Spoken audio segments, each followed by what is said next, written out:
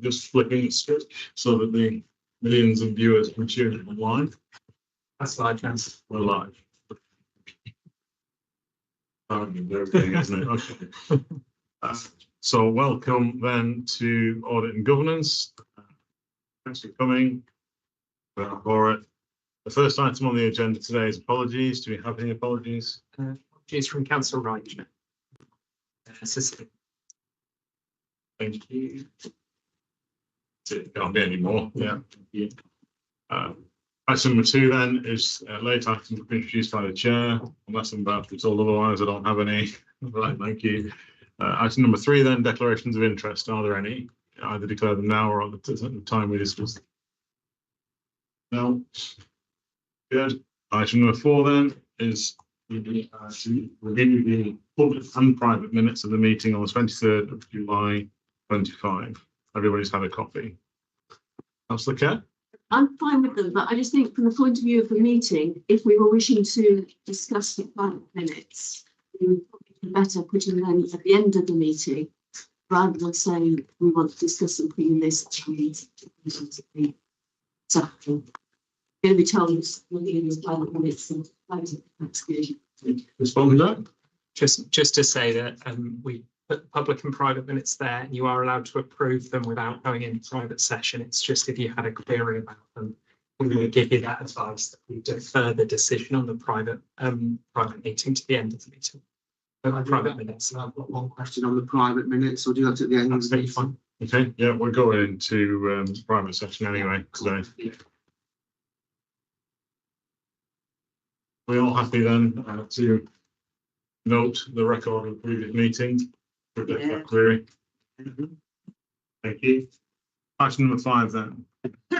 To track and review the outstanding resolutions and actions, which is Appendix 1 on the report that everybody's had. Anyone have any queries or comments?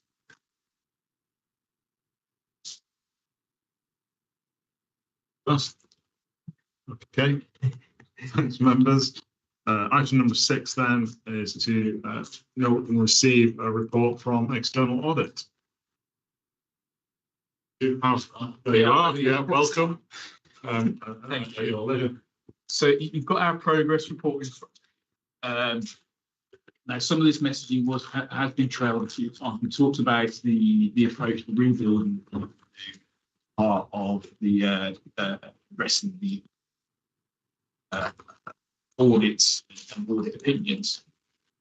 And in the previous we talked briefly about this notion of how to rebuild using the guidance that was issued in June of this year, and the risk assessment we're required to undertake in order to identify whether or not the council sits in essentially, and I choose this very carefully, low risk of audit opinion or high risk of audit opinion, not low risk of or high risk of problems. It's around the assurance that would be required to deliver an opinion following what's called the proof in total method, which is one of the easiest way to describe it is a shortcut method.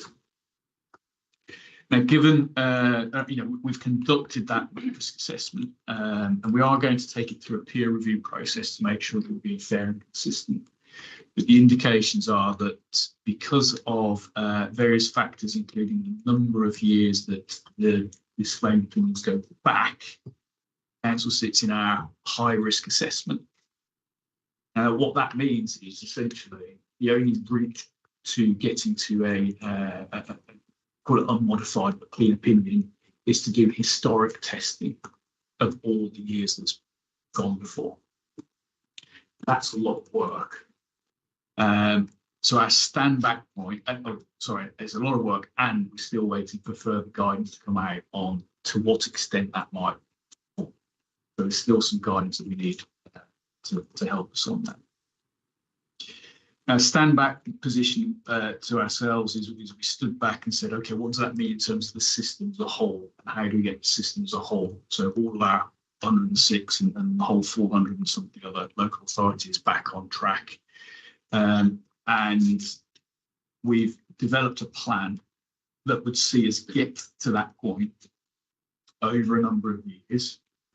Again, I've set that plan up based on what we think is a pragmatic approach. Make no promises on what conclusion we will reach in terms of the opinion because we haven't gone all right. And we still do need that guidance to come through on exactly what we do. Potentially, you might ask a question of why we aren't starting that rebuilding process this year. So to head that one off, the reason for that is a system-wide approach. The time that it would take to clear that in 24-25, we think we can clear 6 or 7 other local authorities that sit in the low risk category. Now that takes the local authority system forwards a step and then creates capacity for us to tackle Derby City in this historic method more effectively. So there is a there is a tie-off in terms of the amount of audit resource we've got to deliver 106. And for us, that was the most appropriate mechanism. We have applied that at other authorities, so this isn't unique to Derby City Council.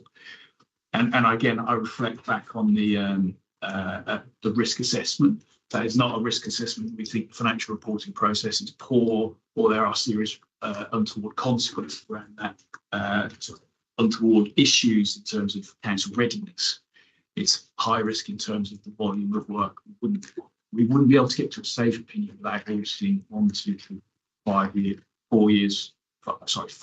worth of transactions. And for 5 years worth of transactions, it's possible to get.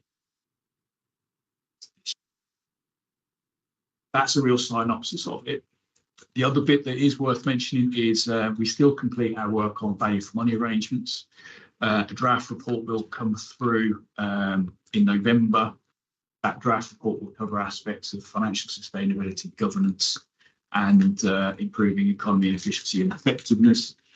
What we do intend to do is to make sure that we are tackling, as we have done in previous years, tackling some of the critical accounting issues that are inherent within the authority. So in previous years, for example, we've already looked at the financial ledger transfer to make sure that doesn't cause a future problem. We've looked at methodology around asset valuation. So again, we've been building up towards all of that. And this year we will look at a few items, including, if I remember correctly, we tend to look at making sure the waste treatment centre accounting is robust and rolls forward. We also intend to look at some of the, can I call it unusual accounting aspects of local government finance around capital financing and revenue funded by capital. Essentially, those are, and again, we're not assuming management are doing anything, but if you, those are handy little ways in which the accounts can be moved around. So we do want to look at those. So we can conclude and provide some levels of baseline assurance as we progress. I'm happy to take questions to that.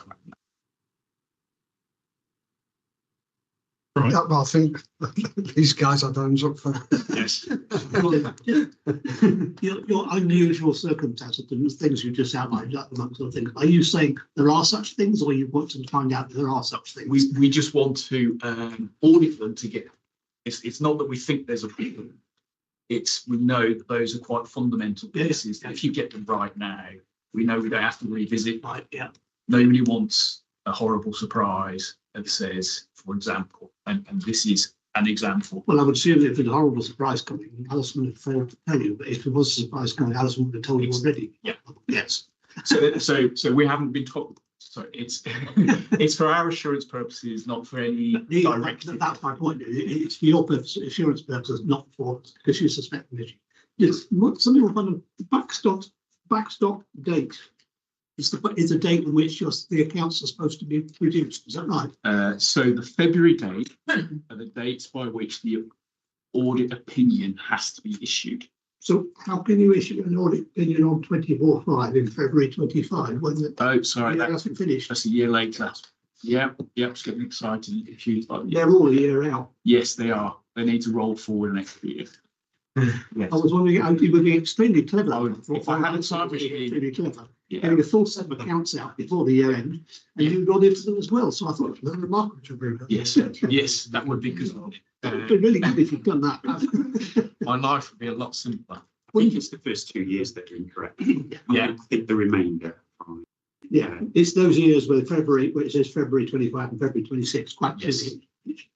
It shouldn't be that. Magic. Yeah. That was my very fundamental. And you talk on there's a page 30. Proof in total approach must be undertaken in one audit year. Yeah. You mean the work to be done in 1 year or the testing to be done in 1 year? What do you mean? So, in a low risk organisation, so I'll mention no names, but we do audit a district council that's had 1 year disclaimed. You have to complete that work to get to what essentially becomes the qualified opinion for that year, all in one go. You can't do half of it because then you have to repeat it all over again. You just got to do it all in one go. So it's that additional top-up testing. You know, when I refer to being able to get another half a dozen through, we need to do those half a dozen all in one go. Otherwise, they will stay disclaimed going forward. You have to double up the work. Yeah, and you've got to do it all over again. Do it all over again, wouldn't you? Yeah. Okay, thank you much. Thank you. It's all right. Okay, you're going to be doing this historic testing going back over a few years because the accounts have already been published. Is there a potential that if you found anything material, those accounts would need to be restated? What would happen in that case? That's a really good question. No, they wouldn't. Oh gosh. So the answer is, our best auditor response is it depends. We would only reflect in the current year's financial statements. So if there was, for want of an example, all of the assets wrong in 2021, it would only be reflected in the year which we find it. So no, I'm not expecting any of those years to be reopened, but at the same time, I can tell you what we might find. But it would only be reflected in the opening balances as we move forwards, and could be. That's a correction. Yes. Yeah. That's all right. Yeah, mine's on the value for money one. You say that you've started your initial risk assessment in the areas of financial state, sustainability, governance, and improving economy efficiency and effectiveness. Can you give us any idea of what those initial risk assessments are showing? So our approach is we will review lots of information. We'll have conversation with officers. If we identify something called a risk of significant weakness, we bring it to your attention. I haven't brought any matters to your attention. Of all of the aspects around local authority, and the issue that is challenging all local authorities is financial sustainability as a whole, where I wish I had the statistics, but obviously the position is money's running out, it's very difficult. So what does that mean? So that's not specific to Derby City Council, but that is the area that I think we would spend most of our time looking at, particularly around the challenges of reserves, the medium-term financial planning, and the challenge of meeting service demands in a restricted income environment. Just a general question. You talked about timeline contains a number of risks and challenges. How confident are you that the timeline is for the audit targets are achievable? I won't give a percentage on it, and I'll tell you what, because we're still waiting for some guidance, and that guidance could go one of two ways. It could help us go into a shortcut, for want of better words. Not a shortcut audit, it's a problem. But there might be a mechanism to accelerate the process. There might be a mechanism that decelerates the process. This is our best guess, assuming there's no can of worms that opens. I'm an auditor, therefore we're very pragmatic and full of caveats. The worst thing, my view has always been, the worst thing I do is say, yeah, it'd be fine. I come back next week, next month, and go, do you know what? It wasn't. And that would be so unhelpful for you. Okay. And so one part of me is saying, right, we just need a few more auditors so that we can move forward at the same time as same rate as some of the easy ones that you want to take forward. But I just feel it's one of the things that worries me most is running into the local government reorganisation and making it more difficult for people to do roll forward situation. Is there going to be an issue of additional costs? Because there's additional work because we're not up to date soon enough. And is that going to be covered by the additional funding that we're getting? So there's actually kind of two inherent questions in this. The first one is around resource. So the resource piece is going to be continually a challenge, but it's also the resource from a finance perspective. You know, I don't think the finance team would cope with us doing 4 years in one go. We would just be here for a ratio of work that doesn't happen, and that's why it will take a number of years to plot that around that process. The second thing in terms of additional costs, yes, there will be additional costs. Will it be covered by the grant that has been issued? I don't know, because I can't quantify what the cost is because we don't have guidance in place. All I can tell you is that as things go through, we will quantify the approach, the hours, discuss them, be transparent about it. And there is an additional layer of challenge that comes through the contract management essentially runs through, and in some cases they would come and look at the audit file, what have we done? Does that commensurate with what we're asking for? To add to that? Yeah, just to add to that, really, what Mark said is that, you know, the resource implication is quite significant for the council as well. In terms of all that historic testing, it's incredibly frustrating. In terms of the historic testing for the work that had been carried out as well by the previous auditors, because we had virtually got 2021 over the line and was ready for signing. So, you know, we're keen to understand what transfer of those audits can go to Mazars, and in terms of those audit files and what implications that mean. But as Mark said, he's waiting for further information on that. In terms of costs, yes, we have had a grant come through, but it's nowhere near covers the acceleration of costs that we've seen over recent years for this work. So there is an increase in costs, and we would welcome any additional funding that came from MHCLG on the back of that. Okay. Other comments or queries? Yes, we will. Yeah. Just looking at the timetable for rebuilding, actually can't remember. Will that be completed before the end of your appointment as the auditors for Downton Council? It will be. Yeah. We had a complication, wouldn't it? It would be horrible to pass on a challenge to somebody else. Yeah.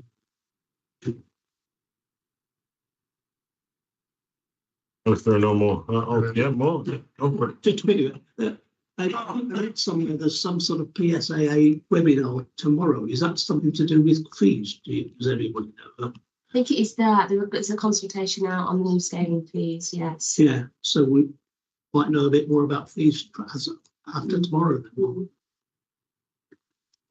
Okay. Didn't recognise whether that was a public webinar.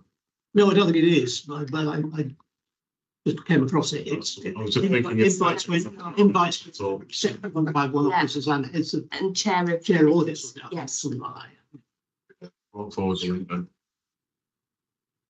Okay. In that case, then the recommendation in this case is to note the report. Be okay with that? Any concerns? Okay. Thank you, Mark. The next item on our agenda then is to note the progress being made against the internal audit progress report and QAIP. This is item 7 on the agenda. We've all had the report in the appendix. to review the control issues being raised by internal audit management's response to the risks, to review the progress being made by management in respect to implementation of internal regulations, to note update from the monitoring officer on the council's compliance with the transparency code, and to note the actions being undertaken by CMAP on its QAIP in Appendix 2. That's succinct. So before I get into the actual progress report and the QAIP, we've invited the monitoring officer along today. This is to pick up on the matter that we discussed at the last Audit and Governance Committee on the transparency code for the work. I'm sure committee will remember that that was a piece of work that we actually undertaken a couple of years ago, but it's taken a long time to get to final report stage. And when we did, we issued a limited assurance on that, and the issues that we identified were all put forward as risk accepted. The limited service discussed this and obviously raised some concerns about what assurances they could take about what the council was doing to comply with the code. And so we've invited the monitoring officer today to talk to what the council is doing and obviously answer any questions we've got. So I'll hand over to Emily and then I'll come back to the progress. Thank you, committee. So the transparency code audit, one of the key things that I identified was that no one owned the transparency code in terms of ensuring our compliance with it. And for one reason or another, that ownership has ended up with me. So whilst I understand committee's concerned about risk acceptance, there are really good reasons for why we've got to that position and the work that we're doing. So the transparency code requires the council to publish on various timescales a whole swathe of information. That ranges from our publishing invoices, procurement information, information about salaries, pay differentials, property, a wide range of information. To reassure committee, the vast majority of that information is published as business as usual as part of all normal business processes by the council. So everything to do with invoices, the constitution, procurement, salaries is published as a matter of course. However, there are gaps. And those gaps are being dealt with in different ways. So I don't know whether it's helpful for me just to talk about that in general terms, or whether you want me to go through the 6 recommendations and talk you through what we're doing against each of those, Chair, which would be your preference. Personally, gone through the recommendations. Yeah, that's fine. So the first one was there was no system of effective oversight in place to ensure compliance with the transparency code. So I'm now responsible for that oversight. The service area with responsibility for each information to be published has been identified. We have a master spreadsheet which identifies all the publication information we have, what we're publishing and how we're doing that. And the plan is that as part of the annual governance statement, each service area will be asked to produce an assurance statement each year confirming publication of required information. And if information has not been published for whatever reason, that will be set out and the timescale plan for enabling publication will be detailed. The second recommendation, there is no guidance advice on how the council plans to meet its duties under the transparency code. All service areas with responsibility publication are now aware of their duties and have confirmed that they're either already publishing and it forms part of their business as usual and it's just what they do and it's built into their processes, or that there is a process in place for delivering publication in a reasonable timescale. That timescale does vary depending on which set of information set we're talking about. And I can talk about that in a little more detail in a minute. The council has not established recommendation 3. The council has not established a timetable for publishing of data or to check against to ensure data has been published promptly. As I say, that will form part of the annual assurance statement anyway. However, there are areas which are going to take longer to get to full compliance in. The main one is in relation to property information, where the transparency code requires a huge amount of detail to be published in relation to property information. Whilst we hold that detail, it has never been published in the format required by the transparency code, and that's since the transparency code came into force in 2015. So that is a real gap. We're currently working out how we can, in a resource sensible way, meet that requirement, because the some colleagues will understand our estates team and property team are both teams which have really stretched resource. They're all focused on delivering business as usual, and to take a significant amount of resource out of those teams to deliver on compliance with the transparency code, when in reality we haven't published that information for for a long time since the transparency code came into court, and we've not had any complaints against dealing with business as usual, asset rationalisation and things which are critical to MTFP delivery. It's a balancing act for that service. We are, however, exploring, we have a asset management system called sam.net, which we use as our property database, our asset database. And within that, the information required by the transparency code is all within that. So we are exploring with the providers of that software if there is a module we can purchase which allows us to extract that information very quickly for easy publication. We are very conscious that for local government reorganisation, this information will need to be in a agreed format for sharing across the new authority, and so that's an additional imperative to bring that information forward quickly. Recommendation 4, not all categories of data set out in the transparency code were being published. That's correct. That was the main areas for non-publication were parking revenue account. The information was being published but not on the transparency pages. Corporate fraud, in which that information was not being published and is now to be published.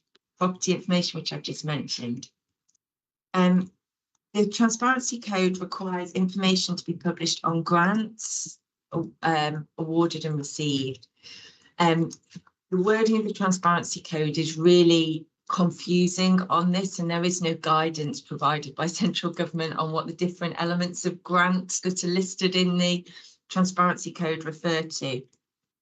It is harder for us to reconcile all grant information into a single location, but we are looking at ways, whether there are possible ways through our finance system to assist us with that. But at the moment, we don't have a ready solution for that.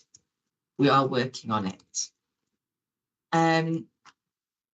Recommendation 5, the data being published into the transparency code contained errors. That was in one specific area around salaries, where there had been the document uploaded contained some errors. The intention is that the annual assurance statement process will provide a prompt to all publishing service areas to check that the data, they will be required to confirm that the data they are publishing on the transparency pages is correct and accurate. And that also links to recommendation 6, that there was no process in place to ensure the data was checked prepared for publication, which again links to recommendation 5. So I hope that provides some assurance to committee that it wasn't just a case of risk acceptance and then forget that this ever happened and let's not do anything about the transparency code. We are very much engaged in ensuring compliance with it, but it will take, in some areas there is no issue at all, but in other areas it will take some time to get us to a position of having full publication in place. So actually, it sounds like a lot of BAU that just perhaps needed to be explained or understood, which is encouraging. And I accept the challenges, particularly in view of government reorganisation. Does anybody have any queries, Mr. West? Yeah. Yes, you're right. The impression that was given was that, yes, it's just very scientific. It's got absolutely nothing being done. Obviously, now we know that things are being done. But is that now feeding into the audit system with implementation dates so they can be monitored in a normal way, like any other recommendations? Because they've been risk accepted, the report is now closed, Yeah. isn't it? Yeah, all the recommendations are closed. So They're closed, but they're not actually been actioned. They haven't been implemented. no, they've been closed on the basis that they were risk accepted at that point in time. So should they With be open because we're now taking action which needs to be monitored as usual? Potentially, if Emily's in a position to provide those dates, We can do that. It will. I don't know. We can either do it. I suppose we could do it that way, or we could do it through. We have with the intention is to have the annual assurance statement, which will set out within that timescales for where there are gaps, timescales for the implementation for that. So there is a process intended to ensure that there is continuous progress and we are doing what we need to be doing on that.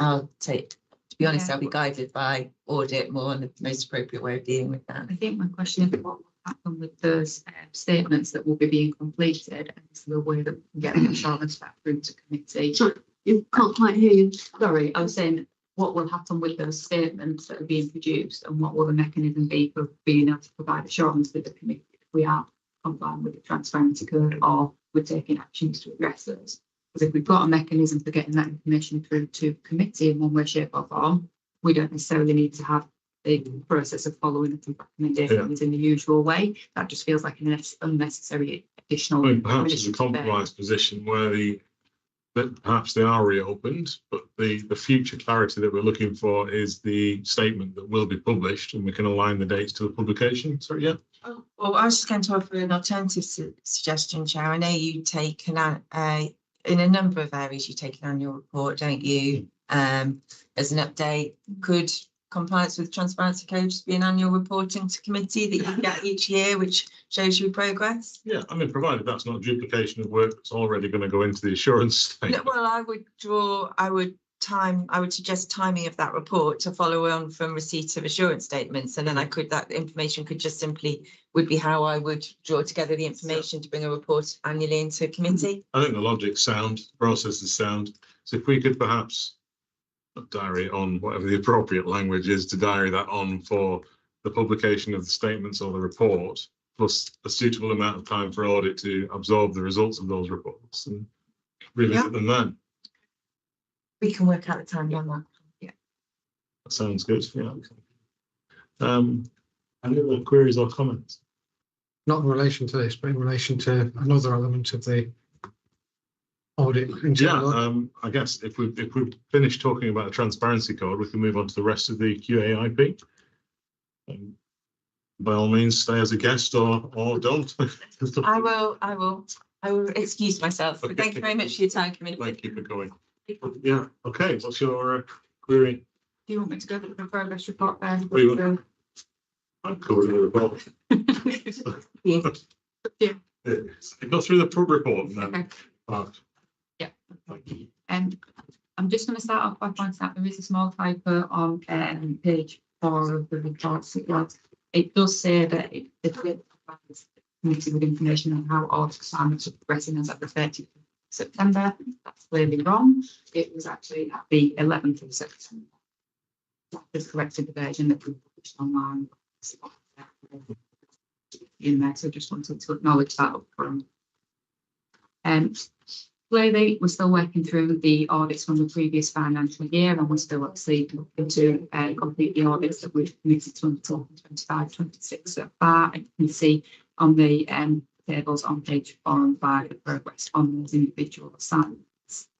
And what I have chosen to do, something that you regularly see, I've chosen to outline some relays to the committee. And these both relate to all audit work that we've intended to undertake in the previous financial year that we've pulled forward to the completion of this financial year. The first one is on the procurement platform audit. The intention with that piece of work was twofold. We wanted to undertake, provide some resource to some advisory and consultancy activity around the development of that particular platform. And we've had an audit resource set on the board that is overseeing the development of that PCMP for a number of months at this point in time. Unfortunately, the development of the platform itself has stalled, which meant the second part of the work that we wanted to do, which was assurance-based work on checking how effective that platform was actually operating, we've hit a stumbling block. We can't move forward with that piece of work because the platform itself hasn't been fully developed. From what I understand from my auditor that's on the project board, the original aspiration was to have that PCMP up and running basically at the end of the last financial year, possibly pushing forward into the beginning of this financial year. But there has apparently been a bit of a lack of IT resource to dedicate to developing that particular platform. So we're in a position where we can't really move that one forward. What I'm proposing is that we keep it open for now as an audit that we would still like to deliver.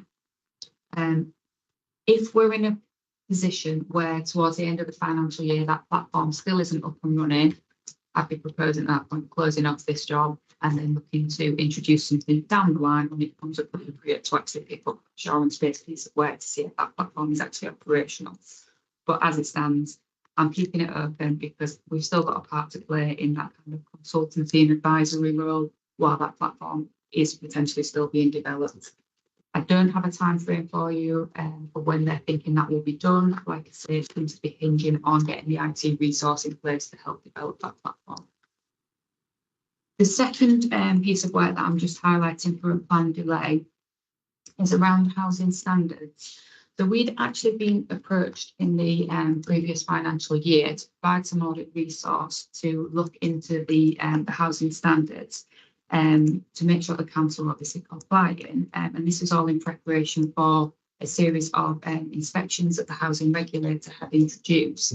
And the council had actually put themselves forward to be as part of the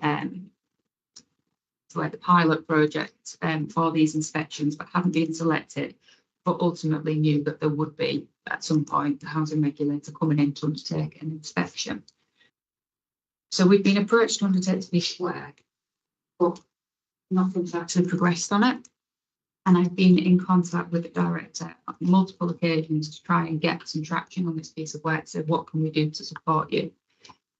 I wasn't getting a great deal of engagement. Alison was also supporting me in that. Did raise it at Statutory Officers Group yesterday, and the Chief Executive has thrown his weight behind the importance of internal audit getting involved in helping to prepare for these inspections and carrying forward on this housing standards audit. So since the Chief has thrown his weight behind it, Director's come back to me this morning and has promised that we will have a meeting and we will try and find a way to move this one forward. So I'm reporting it through to you. We have had that delay. It has been a little bit frustrating, if I'm entirely honest, but we're working to see some on that. I'm going to move on to the audit coverage section. So you can see that we've obviously completed 6 pieces of audit assignments since the last update to this committee. We gave 2 of those substantial assurance, and 2 of those we didn't raise any recommendations on. So that's the Treasury Management and the Leisure Facility Operators audits. There were also 2 pieces of internal audit work that we gave reasonable assurance on, and that's care leavers and legal services. And committee can see care leavers, the recommendations had all been closed off at the time of obviously producing this report for you. The piece of work that I'm sure we all want to focus on is the Parks and Open Spaces piece of work. That was given limited assurance. So that audit considered the management plan to enhance the spaces of the city. It also included controls around the monitoring and review of that plan. And we did a little bit of work around the income transactions that were processed and recorded as part of the Parks and Open Spaces activity. We're in a position where at the end of the audit, we felt the need to raise 14 recommendations. 10 of those were low risk, but there were 4 moderate risk recommendations that needed to be raised. So those moderate risk issues related to things around the inventory records. There was also a lack of detailed records around the issues that have been identified and remedied. And there were also overdue and missing risk assessments for the sites. And we also found a couple of instances of non-adherence to the council's cash handling policy. So it does look on face value fairly damning in that it's limited assurance. We've got quite a few recommendations there. What I will say is management have responded appropriately to all of those issues and set themselves actions and timescales for addressing those, which in my opinion are reasonable. I will acknowledge Councillor Wright had asked for the full copy of the audit report to be shared with the committee, and I did share that last night. So apologies, it was a little bit late coming forward, but it has all been shared with you. And I'm sure we've got some questions coming on the content of that report itself. Do you want me to pause to pick up those questions now? I'm sensing yes. Councillor Wright seems eager. Yeah, well, thank you for, because we only did receive it yesterday, so I only had a chance to glance at it. But before, I think it's important a bit of context. From my own perspective, we've recently surveyed residents in Chaddeston East about a whole range of issues. One of the things we asked them for is what they feel proud about Chaddeston East. And apart from the sort of community spirit, the other thing that really stands out is their love for the green spaces and the parks in particular. So I make that first point because certainly from my perspective, Chaddeston as a whole, both from residents, but from my knowledge of Derby, is that parks and open spaces are part of the heritage, what makes Derby Derby, really. So that's a local perspective. I suspect this is citywide because for the last 2 years, councillors in the budget meeting have asked for increases of the park budget, and quite substantial amounts of money have been put into parks, not really thinking about something's not right here without having a sort of sense of what hasn't been right. So I sort of, I describe it as unwitting decline. So nothing, necessarily that's been objective, but it's really been the forgotten partner. And I think councillors around the city have recognised that and requested a budget uplift and a substantial amount. So it's not just public sentiment, there's quite a significant amount of money behind this. So I really welcome internal audit's review of this. I mean, in my initial training, I was told that as a councillor, you've got internal audit, external audit, and senior management as our people to go to for assurance. I'll come back to that in a minute. Before I don't want to go into the report in too much depth because, as you say, it's got 14 recommendations. We've already said that management have agreed to take those forward. But when I read the report, I was shocked but not surprised. I knew that I had a feeling there's something that was not quite right about how we were managing parks, and that sentiment's been building up. And by way of example, when we had the budget uplift, I straight away went back and said, "Can I see?" Because I was told there was not a sort of state of the nation in terms of parks, but they were going to do an audit. So after a reasonable time, I went back and said, "Can I see that audit so we can see where the parks in my ward stand?" I was actually surprised there was no, audit in place. Well, not audit, some sort of mechanism for looking at what needed to be done. But, the work was going to be taking place. I still have yet not seen that. I can understand that I shouldn't be allowed to see what's across the whole city, and that's other people's business. But certainly in my own ward, I should get to know so that I can advocate on behalf of residents. So I was shocked about the level, and what concerned me most were the two, I think it probably first couple of recommendations: no business plan in place for the department, and even more shocking, no strategic plan for parks and department. Whereas for the last 2 years, as a council, we've been saying we need to focus more intentionally, we need more investment, and it's certainly, I suspect everybody's inboxes.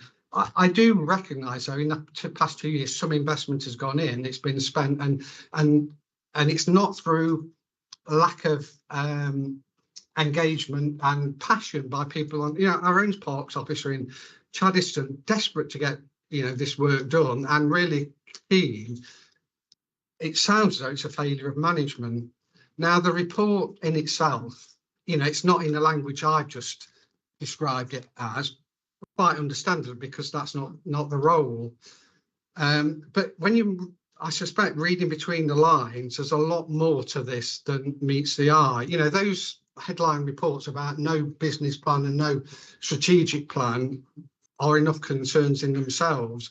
but you do read between the lines that there's more going off than this. What I would like to see is, going back to our training earlier, is that we have the cabinet lead for this area and the service area lead into this committee so that we can actually do.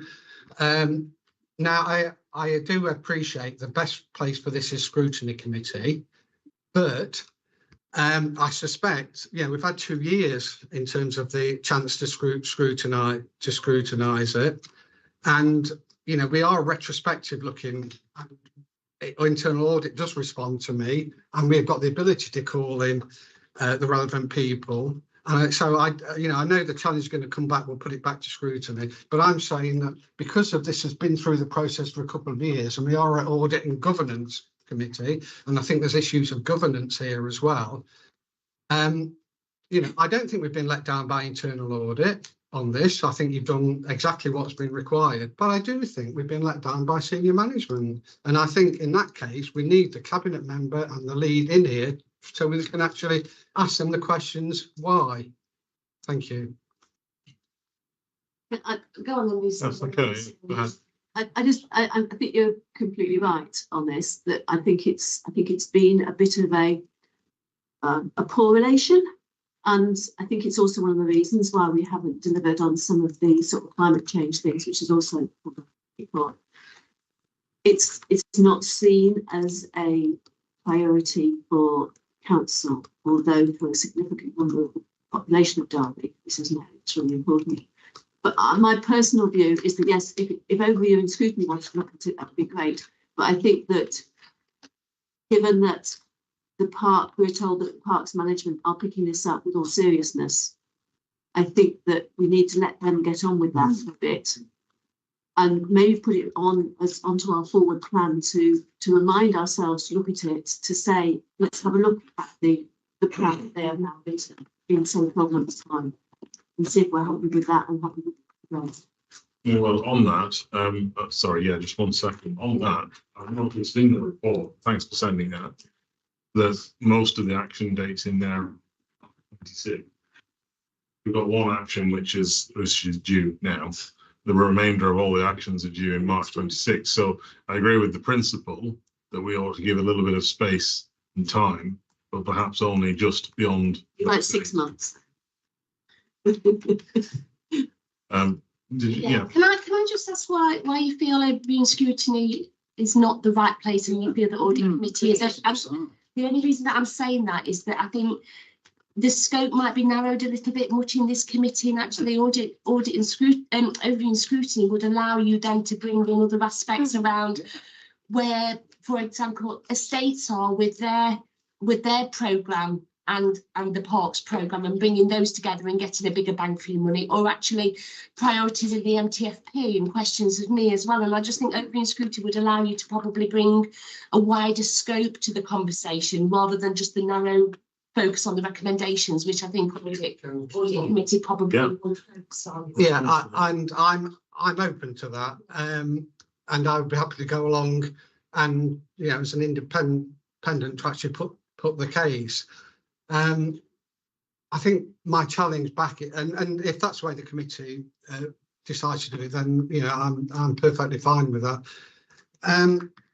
My only challenge is that we very rarely we have to not coerce, we have to persuade strongly recommendations or from audit reports to actually get the answers. We're starting to make some progress on that. I don't think, from my memory, I've had a head of service actually in my 2 years in this audit committee to actually challenge face to face with these issues. So I think we probably could do both scrutiny to start with and then audit further on. So I think there's merit in a hybrid solution, overview and scrutiny, followed by back check in maybe 6 months' time from audit. And did you want to come and respond to those points before we move on? From my perspective, as someone that supports scrutiny as well, the board, the communities board that pick up this piece of work is still undertaking some work programming, and that process has been refreshed. So the time is probably right to refer to like this into that board if that's what you want to do. And you can also, given that Councillor Wright has volunteered, the board can also formally ask that Councillor Wright can attend and raise his concerns through his capacity as an audit governance. Okay. Got it. Thanks, Jack. Councillor Wilson. Yeah, it's just about the scrutiny. I think definitely a recommendation is to get them to look at this as an urgent matter. Also, in terms of sort of an audit point of view, have you audited sort of the scrutiny committee to see whether they've looked at this previously? Not that I'm aware of, but I can check in with Richard and see if there's anything previously that you might have been involved with. Because I'm not on that committee, so I don't know if how much sort of scrutiny they've actually looked at that. And I suppose it's worth speaking to the chair of that committee as well. It's a good point. There is some distance between scrutiny and audit here, and that's unusual. But anyway, Councillor Repton. Yeah, I think it's just agreeing with the previous comments. I mean, I think we don't need to duplicate this. This is obviously a role for scrutiny, and that's what scrutiny should be asked to look at. I'm reassured that it's been taken seriously. We've seen the report about the progress that's being made, and we can monitor that closely. But for me, this is definitely scrutiny, and I think otherwise we just duplicate it for the sake of duplicating it. And I see no point in using scarce resources in that way. Thank you, Chair. Councillor Kerr. I was thinking of this as being something that many councillors are likely to be interested in, but there are only a small number who are researching on here. And once we've got the strategy and action plan, maybe to have it introduced to all councillors as part of the councillor briefing would be something that we could. Definitely keen to keep that briefing to scrutiny. So, I think that what I'm sensing is that we would like to move towards a recommendation to scrutiny, take it forward, get John an invite to the scrutiny ball. We will revisit this sooner than April, just to see if the recommendations are being covered. Can I make one final point as well? Yeah. You make a comment, Hannah, in the note to us that we don't normally publish limited assurance reports. I found it really illuminating to actually scratch below the surface, and I do appreciate that's really the role for scrutiny. But as the point was made, if it's not got sufficient scrutiny, then we're the sort of backstop for this at the end of the day, aren't we? And so I would like us to actually see more limited assurance reports. Not everybody will want to read every one of them, but if we could make them available to councillors so that we can, do a bit more audit and governance, I think that would be very helpful. It's a good example of the value that we were talking about in the training, isn't it? Yeah. For them to do that, I mean, they are, they're public documents, but we don't want to overwhelm audit committee. Yeah, reports, but obviously the ones with limited assurance, more than happy to include those reports if the committee find that helpful going forward. Yeah, I mean, we want to hear the good news about the ones that have got substantial, but the ones that are really, we need to get under the skin are the limited assurance ones. Yes, we'd also have to throw in the mix anything that falls into the no assurance category. West. So yeah, and it's how we'd want that information sharing. It's whether you would want that formally as part of the agenda pack, or whether you would want it to be more of an informal, find another way to share this information around maybe a SharePoint location where I could pop them in so you could get access to them. The agenda packs are publicly available, exactly. So it's perhaps not the correct format until such time as we think it is. So. Unless they came on some kind of confidential papers, the way that other updates from service areas do. Happy to go with whatever the committee thinks is the most appropriate way to receive this information. I feel like making them available, but without including them in formal agendas would be the way to go. Does anybody have a different view? No. Okay, do that. Do like we did last night. Yeah. Between Jack and myself, circulate this information. Hopefully. And as the channels come back with queries, etc. Yeah. Mr. Dom. Yeah, there's only a quick point. Support what Catherine like said. I think when you only touch the council for a couple of hours a month, like some of the independent members do, it's really hard to smell the coffee sometimes, and having access to that would be quite useful. And going back to the training session, I'm not got the first clue what scrutiny do or don't do, and I've no point to make on that. But the difficulty is when we're in this meeting, the only person we can ask is Hannah. And we can't ask, we can with you, Alison, but you don't represent every area. So if we've got a question on an audit, sometimes we seem to flounder around, but it's only Hannah that we can ask. And having the ability to ask the officers is not a bad thing without going through a formal, requisition or having to wait for a lot of months. So I'm fine with what we've agreed, but it is sometimes difficult just to ask the person whose neck is on the line the question. I'm not quite, it's quite hard. It's just a point to be made.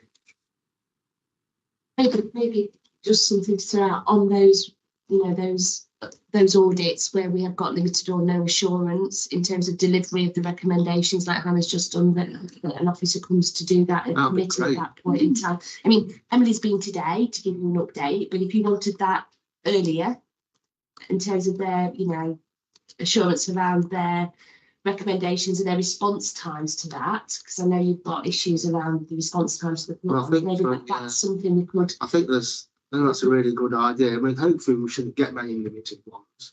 Yes. So it shouldn't be a big burden to have them here when those are being discussed.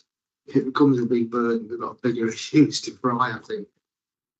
Yeah, and that can be one of the mechanisms that we take an update on it. I agree with that. Councillor Bolton. Yeah, I think, Chair, we're sort of running into the scrutiny agenda now. And I think, we've got to keep the two separate because they're totally two different things. If there are issues in scrutiny, I know we haven't got many members who are on scrutiny here this morning. I'm not on any scrutiny board, but nevertheless, the chair, whoever the chair is, has got the power to invite the cabinet member and the appropriate officer to their scrutiny meetings. Now, I don't think that is happening so much now, but I think the chairs ought to remember that they can invite them to their meeting to take questions where there are issues of concern. And I encourage that to be done because it's the cabinet member, whoever he or she is, along with the relevant service director. I think that's the scrutiny element. That's where we need to knuckle down and get to the issues, if there are any issues of concern. And whereas our role here as an audit and governor, it's totally different from scrutiny. But I take on board what's being said. But I think the way around it is to hold the cabinet member and the relevant service director to account. And by all means, if we wish to invite an officer or cabinet member to this meeting, we can do. But I don't think that necessarily is the role of this committee. We're getting it confused with scrutiny. That's just my point of view. So, back to the original proposal is that we're going to invite scrutiny to take it. We're going to pass those comments on because that's a very good reminder that they're welcome to call people in just as we are. And what we're essentially saying here is better language. Scrutiny, this is with you now until we take it back. And when we take it back, we expect there to be some movement and resolution. Or to your invite. Okay. Are there any more queries on the wider QAIP? I was going to carry on with the report. Yeah, I was just going to move into the recommendation tracking portion of the report. So there's a couple of things I just want to highlight. One, I think, is a good news piece of information.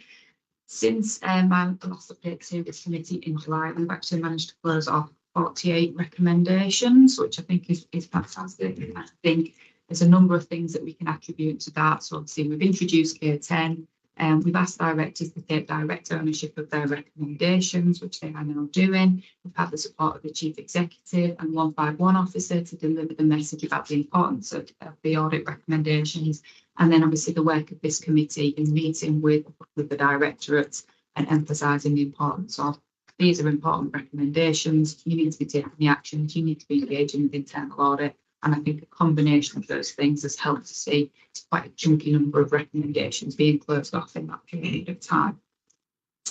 In terms of what's highlighted to you in the report, it is the usual bits and pieces on the significant risk recommendations and the moderate risk issues that have been overdue their timescale for either a period of 3 months or 6 months plus, depending on whether it's a significant or a moderate risk issue.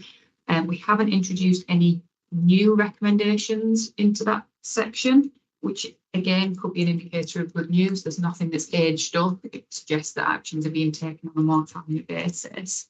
But one thing that I did just want to reflect on for the committee is that following that meeting that we had with the People's Directorate back in early August, which some of the members of this committee attended, there was an action coming out of that meeting for myself to meet with the Director of Learning, Inclusion and Skills to pick up on the send out of authority placements recommendations, because there was some concerns about maybe some of the appropriateness of the actions that have been agreed coming out of that finalised piece of audit work. So that meeting took place. Alison was also in attendance, as well as a couple of officers that were involved in the actual delivery of that audit. And we clarified the issues that were raised. We agreed the actions, and the agreed actions weren't actually materially different to what we put forward as part of that finalised piece of audit work. So what I've done in this report is provided you with the update on the outcome of that discussion that meeting with the director, which took place on the 15th of September. So you've got an update on where we are with those. The upshot is either we're going to be provided with evidence to close off those particular issues, or they'll be providing us with revised action dates and where they need a little bit more time to deliver the actions.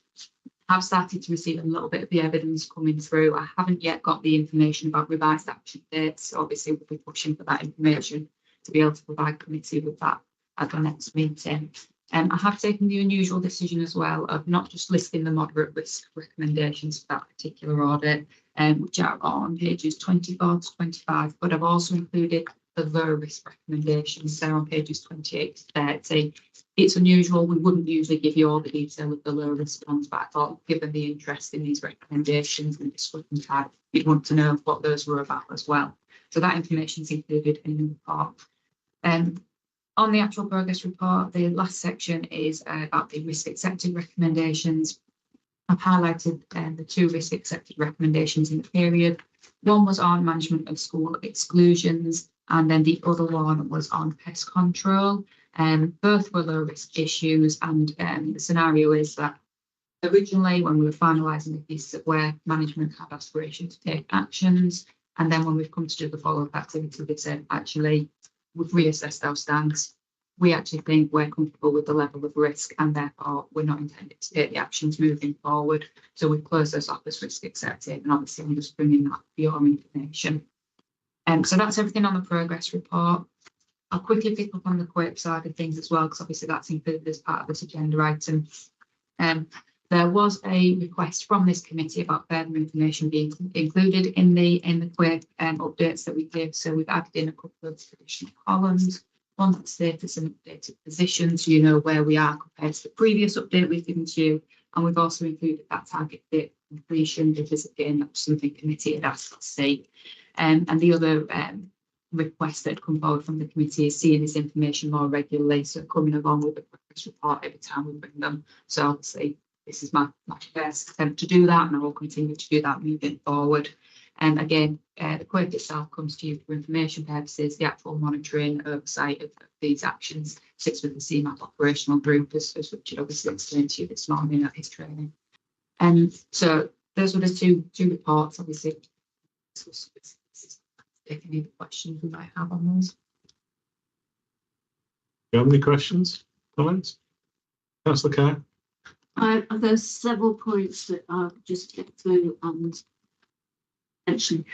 Firstly, I think the two with substantial let's I feel simple. Let's look at management and something else as well.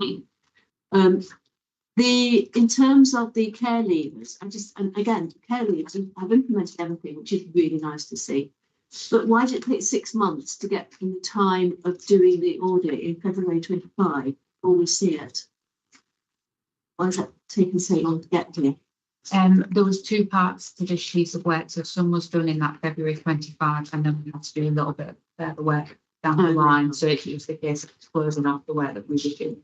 That's why there was a delay again. Under the residential care, this is a query. It's not. It's how it really works, because if there's a financial improvement in this area as a result of actually dealing with the finance which is being looked at here, how will we know whether it is due to the work that the AI team is doing in adult services, financial system and things there, or that it's because of the better controls that are being done because of the audit? How do we pull that out of the system?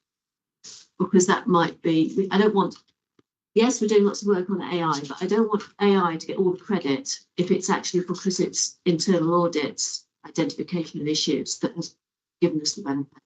What page are you on, you This is page 18.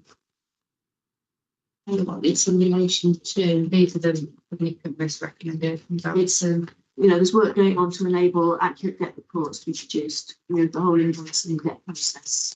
They're actually trying to be a bit more proactive in terms of.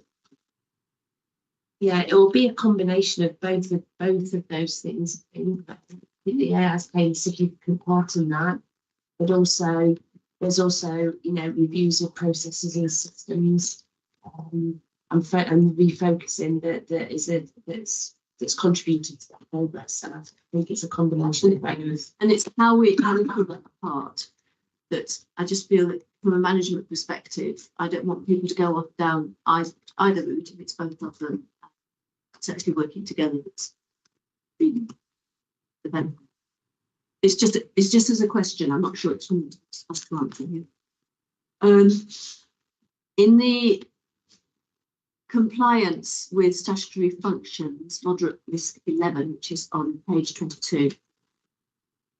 I'm not sure whether this is actually a risk being accepted, because it says in the, you know, it's a delayed future action, but it's this recommendation, while accepted as best practice, is subject to resource constraints. It will, however, remain subject to capacity. So it sounds as though, yeah, this would be a good idea, but we're not actually going to bother doing it. In which case it must be risk accepted, but we're not saying that it's being risk accepted. No, I mean, the officers have provided the revised action date of the end of March. But they're not going to deliver it. Potentially, but they might also be doing something to bolster the resources to be able to do it. So if they're giving us a revised action date, from our point of view, there's still an intention there to try to improve. If we get to the end of March and you say actually it is risk accepted, then they will then just through to you at that point. But I think as it stands, if they're still giving us a revised action date, we're still given the opportunity to address the issue. And again, another highways maintenance one seems moderate risk 7 on page 23. I also sort of left with saying, well, so what's happening? The restructure has been completed. They've revised, I don't know what a JIC is, but they've been revised, and we're now doing things a bit differently. And we'll continue to make improvements in performance monitoring. So, yeah, but what are you actually doing? What's actually happening on this one? And I'm not clear that we're dealing with the points that were highlighted. Okay. Is that, again, you're waiting for the next response back? Well, I think, again, it's an element of acknowledging that there was some structural and some resourcing issues within that team. Those needed to be addressed before they could take the action that they were saying they were going to take as part of that final audit work. But we're expecting this to have been done by the beginning of this month. Yeah. So we'll see the update at some point. There's something else in the trouble. This is another one on, this is the climate change one, which is saying we haven't got enough staffing, but we are going to do it. And, you know, just waiting for evidence. Mm-hmm. So I'm just left with a feeling that actually what is happening, because I think the staffing changes, I think everybody who has been recruited is now in that team. Mm-hmm. So it reduced teams. I know. So how are they going to delivering it? I just thought again. So we just need to wait for a bit more information on that one, do we? So we're pushing talking about evidence. recommendation 8, aren't we? So they're suggesting that they've taken all the action we're going to take and provide us with the evidence of that, at which point we'll close it off. So then it won't appear in your report moving forward if we get that evidence through. If we don't get it, then we'll obviously be pushing for a fair Okay, so leave you to follow up. Yeah, please. And the final one is this pest control one, which has been risk accepted.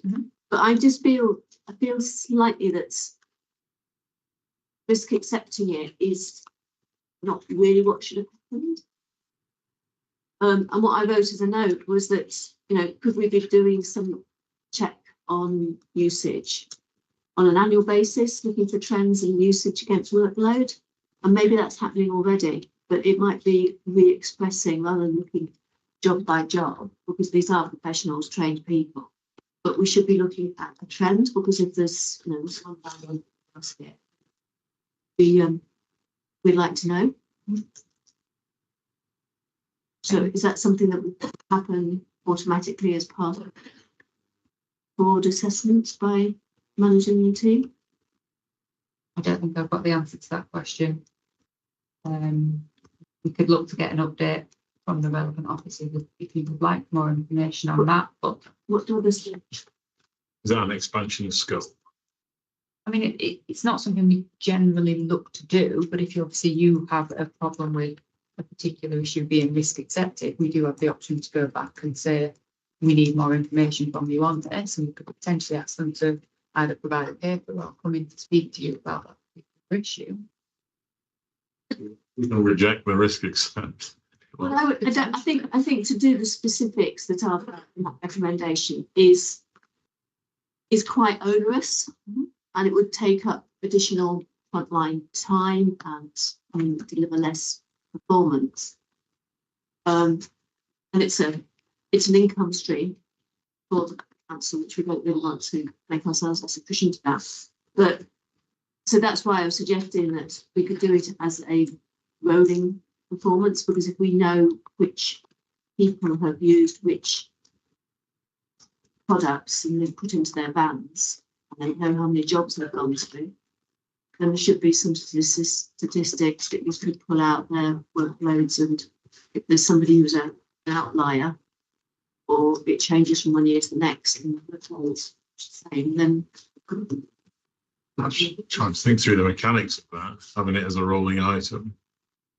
How would that work? not on here, not for us to look at, just in terms of management's oversight of that part of their duties. In case that probably feels like more of Just a question, but it may already be happening. It doesn't say it's already. overview. Really? I think that it sounds like a bit of homework, Hannah, to have a think about and perhaps come back to us, but your thoughts on a way forward. I mean, off the top of my head, that's the same. So that's one mention about what they're doing as possibly compensating control about this. Yeah. And I think that might be the first one, and then I can provide you with an update. Depending on what they said. Yeah. Okay. All right. Thanks, Councillor Kerr. James Thornton. Thank you. One question and two observations. On page 17 and 18, the two significant risk ones that we briefly talked about on residential care. I don't remember those two being part of the August chat that we had. So have they come on new, or have I missed something? And the question is, the dates are now all gone past because we're now in October. Have you got confidence that things are happening with two risks? Well, they didn't come in August because they're part of the chief exec, so they come to me in finance and absolutely give you sort of some assurance that things are happening in that area. I think there's been some updates post this report. So then we're doing the chief exec one next month. Yes. So yeah, no big deal. No, yes, we are. So that's fine. The only observation of it is on page 12, Hannah. on the leisure facility Yep. report, 3 of the control objectives examined are exactly the same wording. I wonder if there's some typo in your report. Oh, sorry, yeah, you're right. And it's not, again, it's substantial off the scale, so it's not really worth bothering about, but. Yeah, no, apologies for that. Yeah, if I get that corrected by Jess, is that the best way forward? Yeah, sorry, I've not missed that. And then I think the only other minor thing that spotted was, yeah, on page 18. Yep. I think the bit of text on moderate risk recommendations, talk about 41 recommendations overview, and there's 30, and it talks about this 30 recommendation. I think that wording again is just been brought forward from previous years' reports. Yeah. It's a lot less than that now. Okay. So again, it's not correct. Yes, no, thank you for pointing that out. Thank you. Fantastic attention to detail as usual. Thank you. Are there any more queries or comments on the internal audit progress report QA? Or I'm happy to. Yeah. Okay. Great. Thank you. Anna. The next item on our agenda today is item 8, which is the internal audit plan, and I recommend it is to consider and approve the plan forthwith. Copy. Happy with the recommendation? Did you want to? I was just going to pick up on a couple of little things. There was a discussion at the June Audit and Governance Committee about an audit title for one of the audits in the indicative plan. Previously, it had been listed as section 106 open spaces, but the discussion around that suggested title because they didn't always arrive at section 106. So we've just made a change to that title to be new public open spaces. Hopefully that more accurately reflects what we do with that piece of work. The other thing as well I wanted to just quickly pick up on is in the cover report at paragraphs 411 and 420. I've just added a bit of information in around some internal audit work that we're doing around artificial intelligence. And the reason I'm highlighting this is because it does link to an outstanding resolution within the committee's plan. So we did have an outstanding resolution about noting the AI featured on internal audit's forward plan, and it was agreed that scope and this audit would be shared with committee members when it was ready. So I'm just looking to pick up that point. So we had an information security audit, which was actually included in the 24-25 plan, but it wasn't picked up until right at the end of the financial year. What we've agreed as part of that audit is that we're going to be considering the controls to protect data that's handled by Darcy, which is the council's AI digital assistant. So what we're doing is we're looking to ensure that the system operates securely, ethically, and in alignment with data protection regulations. So what we'll be doing is focusing on evaluating data security and the data privacy controls of the Darcy system. And we'll be also assessing how personal and sensitive information is collected, processed, stored, and transmitted in the system. So hopefully that gives a bit of assurance to the committee that we are starting to look at the AI agenda, and we are picking up with Darcy as the first point of internal audit review. But it's not going to be the only piece of work. We will do more on the AI agenda because obviously we recognise it's both an area of risk and opportunity for this organisation. So what I've done is I've continued to list in the indicative audit section that we'll be doing some further audit work on artificial intelligence. We'll obviously work out what the scope of that is when that work comes back around time of year. That's how we'll bring it on. Okay. Yeah. That's okay. Yes, I was just, thank you for that update and explanation. I just wanted to go to the very last item on the list for the forward plan items, which is libraries, to review governance around decision-making processes, determine the delivery model for engagement. I just wondered if that was now could be removed. That was what it was now history because libraries are back in house. So I think maybe a conversation with somebody on that would be fine. Yeah, we'll revisit that conversation then with officers. I'll not set up conversations suggested there could be still some viability in undertaking that work, but obviously if that situation has changed, then that was maybe what we've been wanting us to do with the library. Spot. Any more? Just on the contract procedures rules review, is that going to include all sorts of reporting structures and whether they need to report here on waivers and all that sort of thing, as well as the whole principle? So it's the actual documentation that's our actual contract procedure rules. So that document needs to be refreshed. So we're going to be getting involved with the refresh on that and making sure that it aligns. So it covers the whole procedures from letting contracts. It should do. What the financial limits for various contracts are. Yeah. You need to have 2, 3, whatever. Yeah. It should Whether do. you need to go out to external and so on. So all of those The whole rules that, principle is all included. govern the activity of the council, we're getting involved in the review of that. Okay, thank you.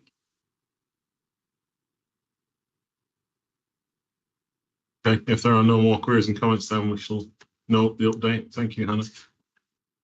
And move on to item 9 on the agenda, which is to receive the Treasury Management Report. Recommendation is to note the report and outturn position, following investment activities, compliance, treasury and non-treasury prudential indicators the 3rd of June 2025, approved by Cabinet at the meeting on the 6th of August. Would you speak on this? A small presentation to go through this report.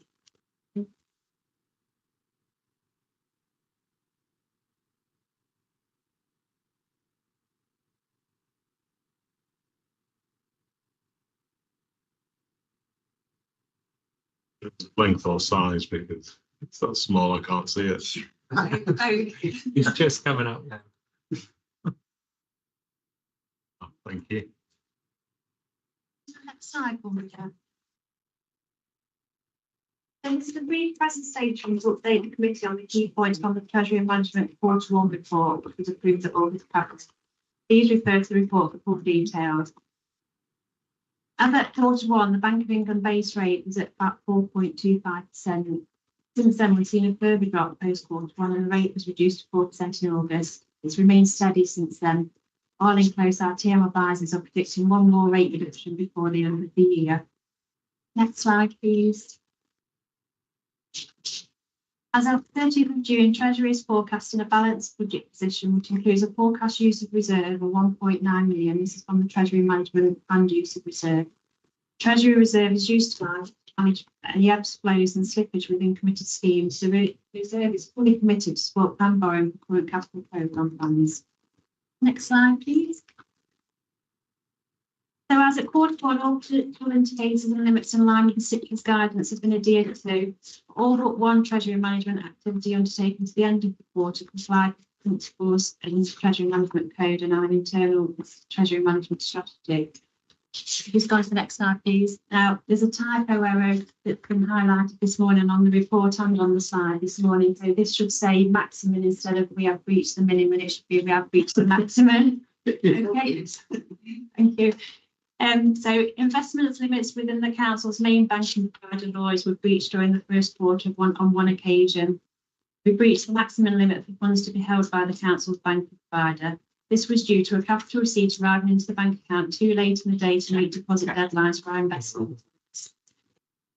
Treasury team was made aware of the potential payment on the morning of the breach, which therefore allowed us time to gain in Alison's Section 151 approval. Due to the uncertainty of the time of the payment to be made during the day, we were unable to commit to invest in the funds. The Lloyd's recommended limit is 4 million. Due to this breach, the daily banking limit was at 9.9 million. However, this is an internal recommended limit and therefore did not incur any penalties. Next slide, please.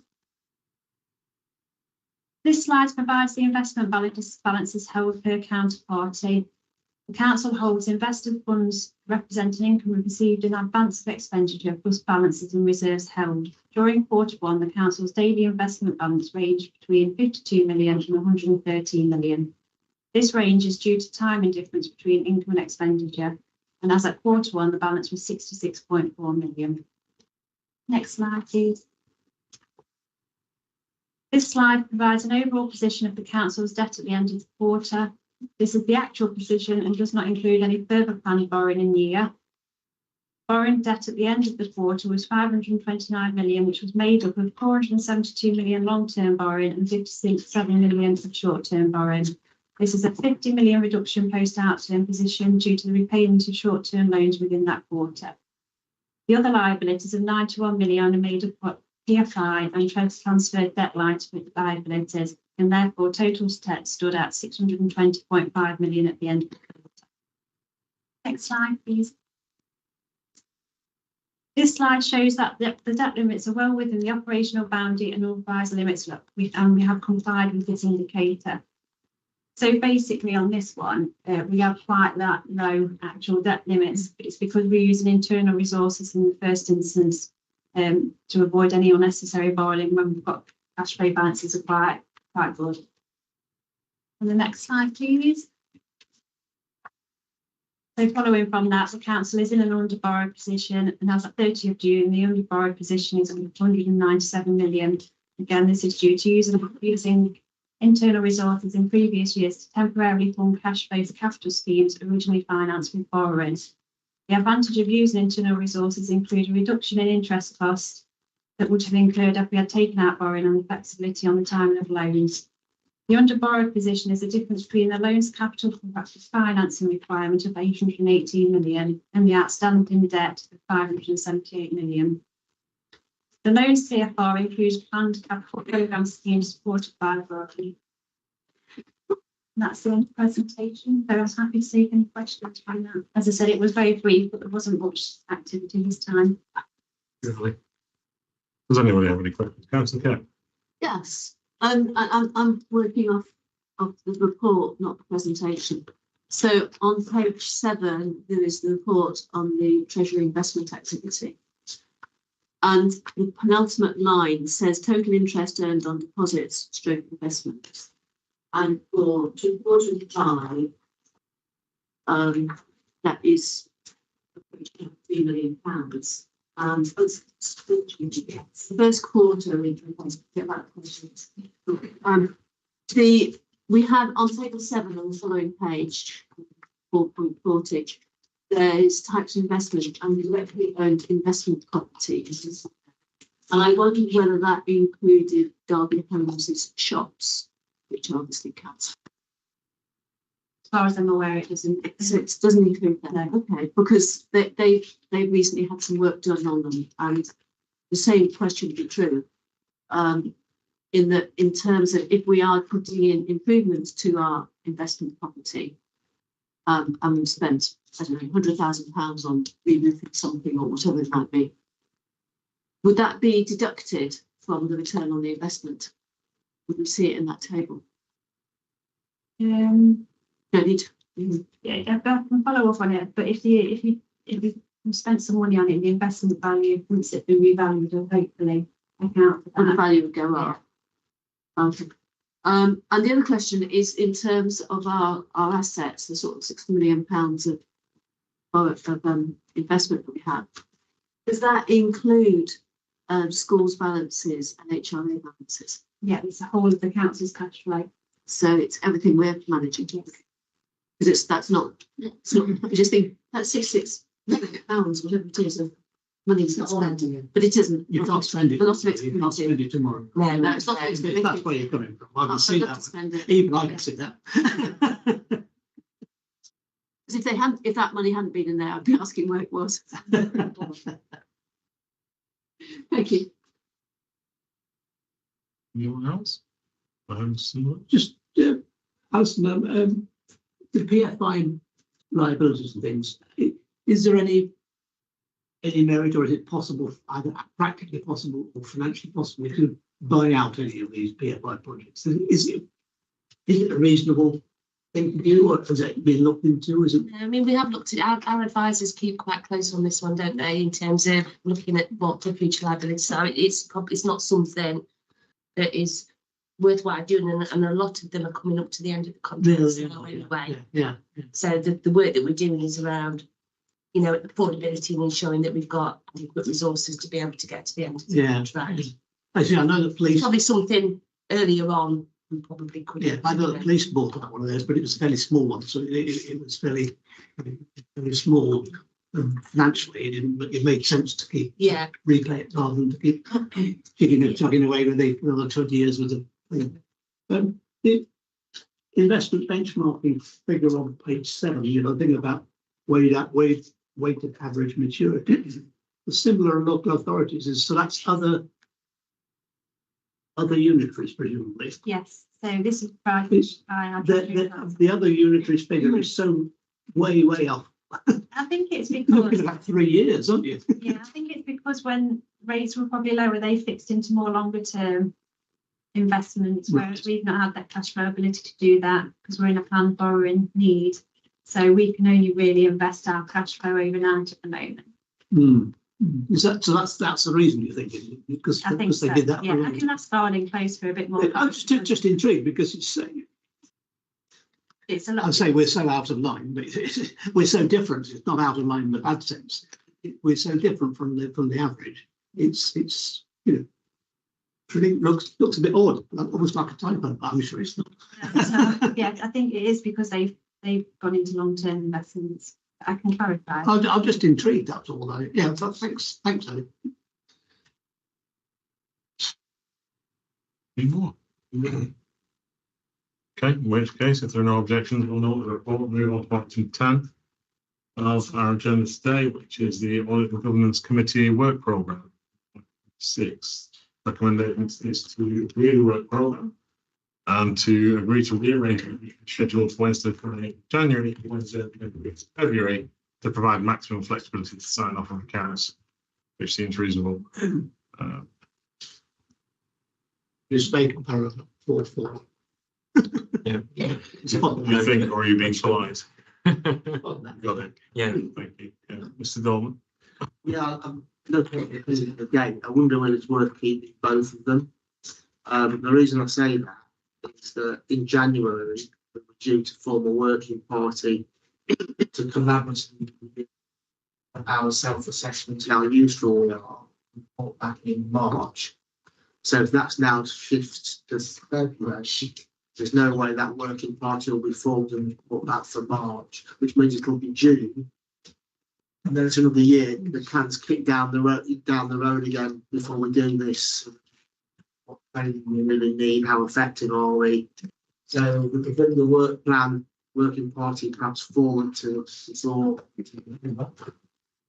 that might be an option. I'm just conscious about we keep on kicking the can down the road to some self-assessment work. I can just see it being another 6 months if we leave it exactly as the work programme suggests. So either keep both in or move, I think, for January around the working party to November. Okay. In terms of the self-assessment work, I think that should be the November meeting could be the place where members are nominated onto that working group, but then that could be an informal process that can happen online between them. So potentially,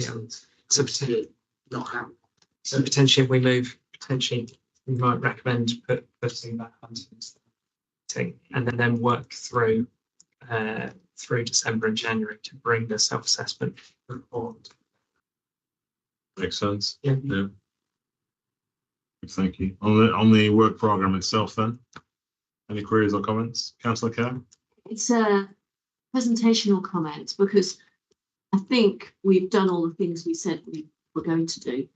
But if there was something that was dropped out of the meeting, maybe the report wasn't ready in time or the relevant officer wasn't available, we might not spot it.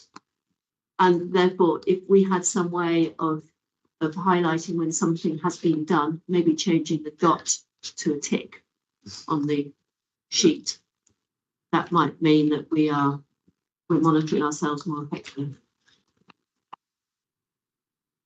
No, It used to be like that. I think Richard used to. So it's not mine, just No, it's not a new idea, it's it's just that sometimes. somewhere at the back of my mind it's changed.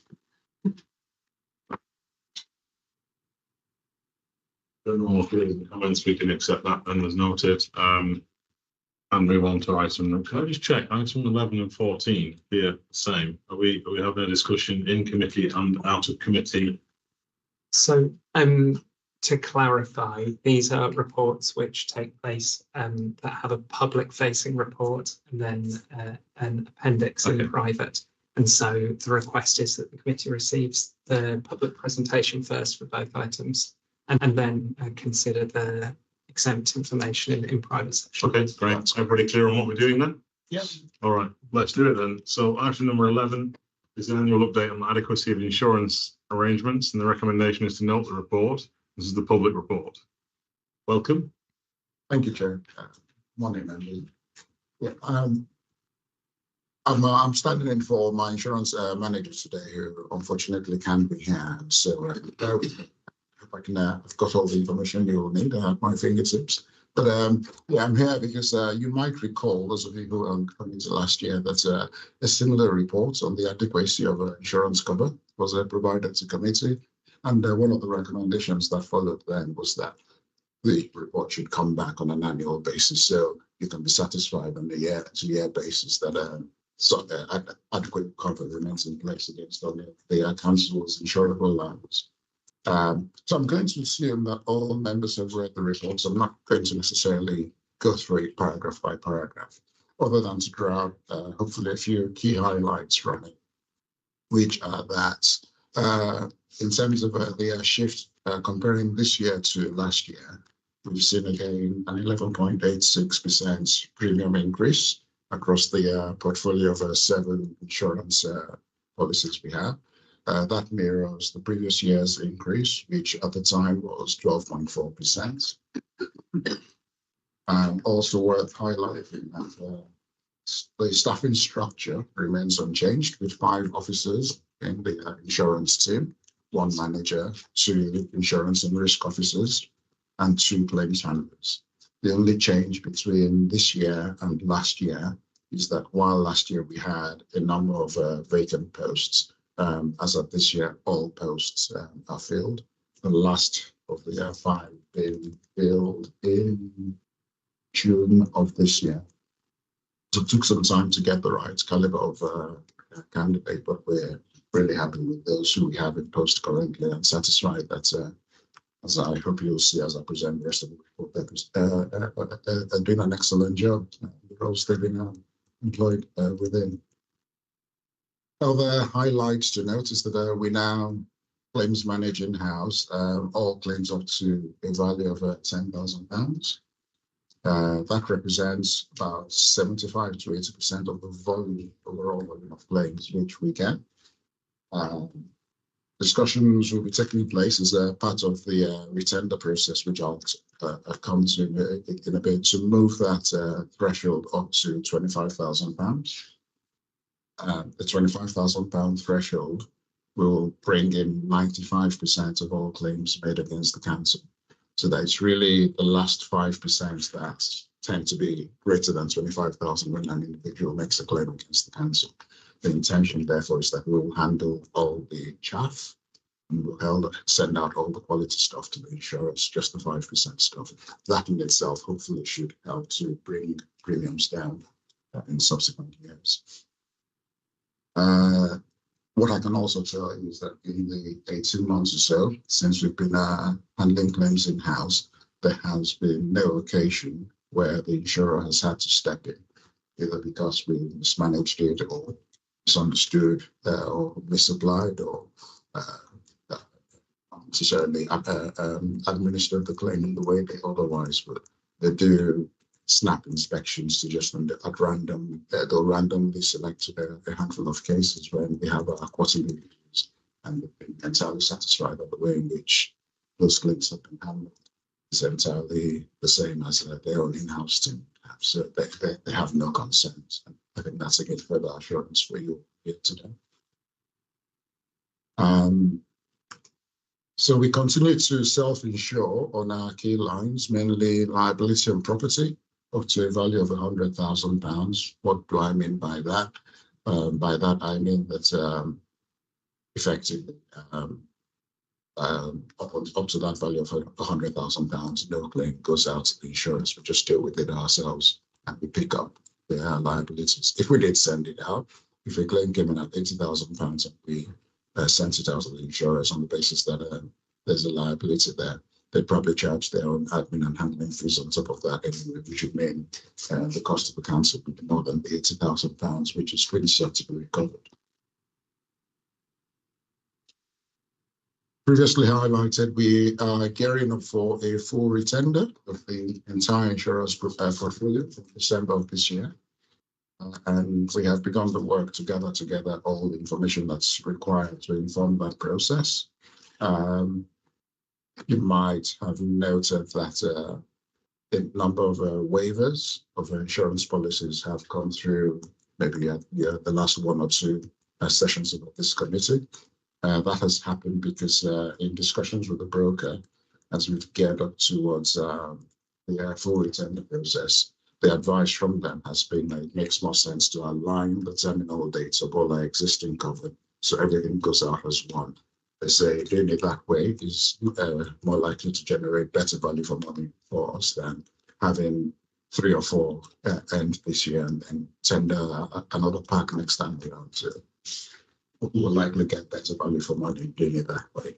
And that's why you've seen the waivers that you've seen recently, so that we can align everything. So all coexisting policies now will terminate in effect from 31st of March of next year, and they'll all form part of this package, which is going out to retender from December of this year.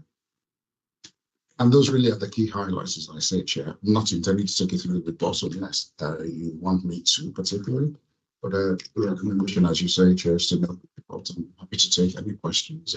Report. If anybody does have any questions, let's save them for the closed session, just in case we wander into closed session territory. But thanks for the report. Great to hear about the success of the delegated authority. Common renewal date sounds like a fantastic idea.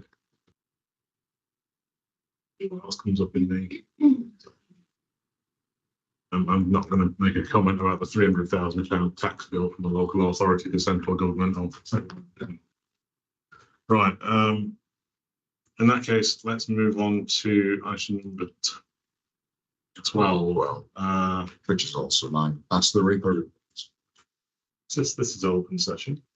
Yeah, similarly this. Okay, so public. We've got a public element and a close. Thank you. Yeah. You're ready. Thank you again, Chair. So this report follows the recent remote inspection of the council by the Investigatory Powers Commissioner's Office, the IPCO, which included a requirement for annual submission of the council's corporate repo policy to committee for approval.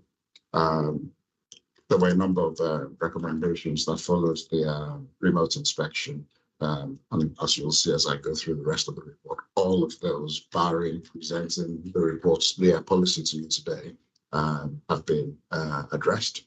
So this is the final take, which will then enable me to write back to the IPCO to say, all agreed, all done for another couple of years.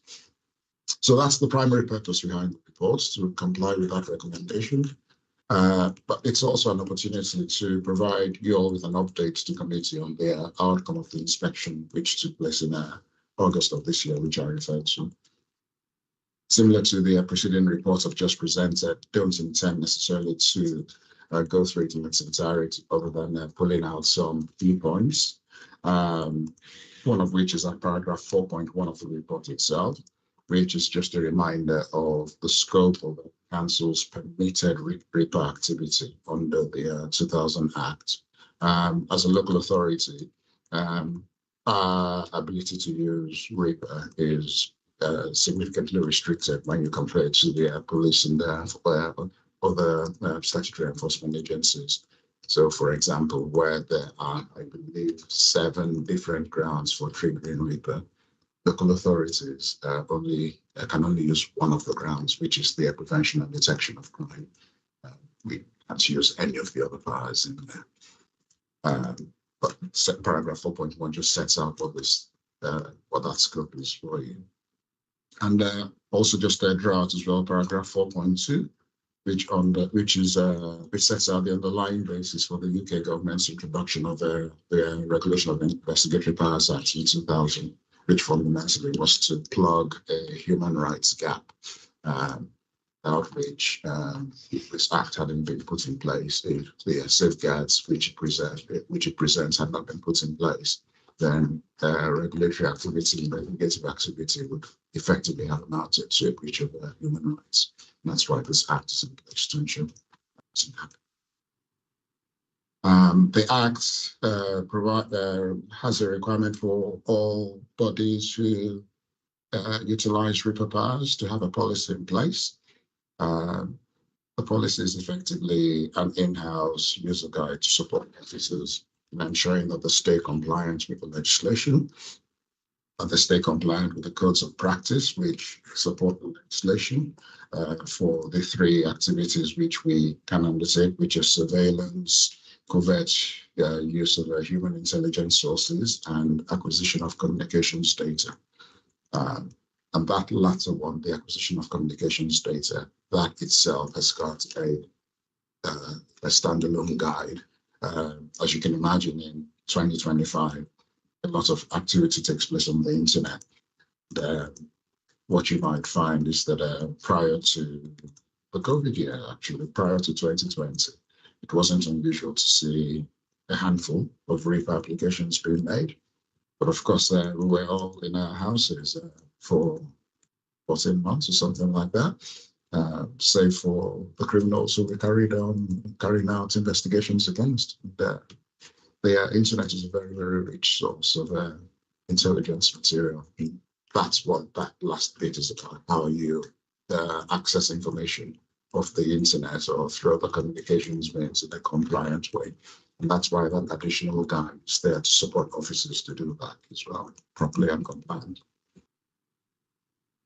The policy also includes a helpful flow chart for officers that aims to talk them through the steps they need to ensure to make sure, again, that they remain compliant in the way in which they undertake a RIP activity. The policy identifies the council's nominated officers, which there are 4. The monitoring officer being the senior responsible officer. So she is the one who will, at source, get all the leads coming in from the IPC, or if they want to come in to inspect or do anything of that nature. It also identifies 2 other service directors as authorizing officers. So across all RIP activity, across the entirety of the local authority, only those 2 can authorize the use of RIP powers. There's also the head of legal services, who that's me, responsible for ensuring that all our corporate preferences remain up to date, appropriate, and lawful. 2 final things. The policy also provides links to the 8 forms which need to be in place in order for officers to trigger RIP activity. So there are 4 for surveillance, and there are 4 as well for covert use of human intelligence sources, an application form, a review form, a renewal form, and a cancellation form for each of those. It also provides links to NAFIN's website. NAFIN is the National Anti-Fraud Network, and they are a body nationally who, when you want to access communications data, you need to go through. So they have an entirely separate set of forms which officers who want to trigger that process need to download them with certain security measures in place to enable them to do so. And finally, the policy also links to their Home Office codes of practice for all 3 sorts of activity. So far as the recent remote inspection is concerned, the headline is that the IPCO remains satisfied that the council's RIP activity remains compliant with all legislative requirements. There were a number of recommendations which were made for minor tweaks and actions to be taken, more for clarification than anything else. One of which, as I say, the final one of which is actually presenting this report and the policy documents to this committee today. And I think that is it. There are 3 recommendations within the report. The first recommendation of paragraph 2.1 being the principal one. The other two really more to note. But other than that, happy to take questions as well. Yeah, thank you very much. Once again, let's save questions for after we close session. In that case, then it's time. Can somebody move that we do move to a closed session? In which case, under section 100A part 4 of the Local Government Act 1972, the public shall be excluded from this meeting during the discussion of the following business on the grounds that it involves the likely disclosure of exempt information as defined in paragraph 3.7 of part 1 schedule 12A of the Act, which we've all read, and that public interest in maintaining the exemption outweighs the public interest in disclosing the information. Thank you very much.